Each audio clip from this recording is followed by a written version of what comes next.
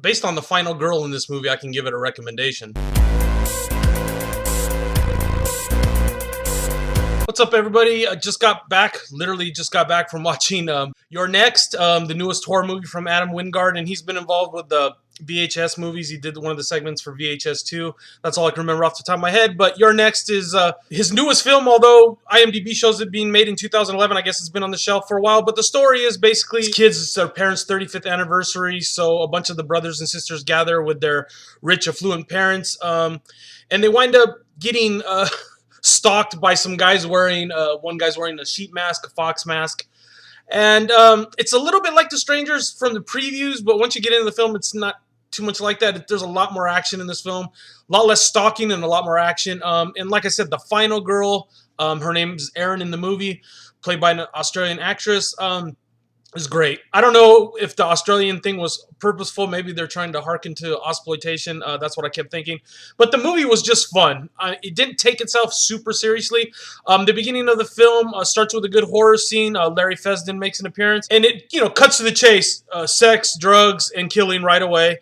And music, of course. And then, we cut to family, and they're all gathering at this house, which, of course, is far away. We have some exposition where they explain the family dynamics, and it actually works pretty good. The acting on that part was pretty bad, and I thought the movie was going to lose me for a second, but they get to the killing pretty quick. Once the killing starts, it gets you invested in it.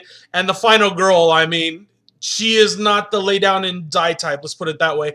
It's great. Her performance was great. That made the whole movie. It made the movie fun. The kills are, gratuitous violence. Nothing really over the top, I didn't think. It was all semi-realistic. In the middle of the film, when you find out what the motivations of the killers are, I was suspecting something else, but it was very basic. And it was a little underwhelming, but I thought it was pretty realistic, and it played well to the story. The acting, in the negative, the acting is a little poor, especially at the beginning. The acting seems to get better towards the end of the film. The one thing that bugged me, and of course once the action starts, it's not as bad, but when they use the camera on the slow scenes and it's still shaky, that bugs me. When you're, filming just two people talking to each other and it's shaking for no reason, it just bugs me. I know they do it to set up the shots way quicker and probably save money because, of course, the movie's done on a low budget. And it's a very well done slasher style film on a low budget. You gotta give it a recommendation. It's not a perfect film. It does have some flaws. And then towards the end, there's a couple kills. The last two kills before the final kill, I don't know. Can you really kill someone with a small kitchen appliance that easy? And the one thing I never buy is the knife going in the top of the skull, like a small knife. I mean, your head would bounce it off. I mean, that's just makes sense to me. Or whatever.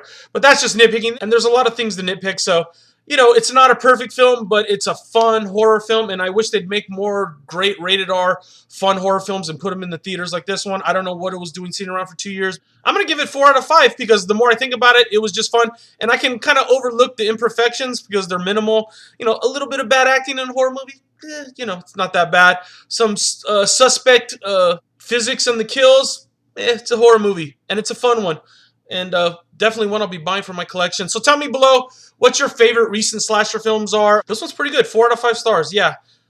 Recommendation from me. Like I said, slashers below. Tell me what you thought is good, one I haven't heard of.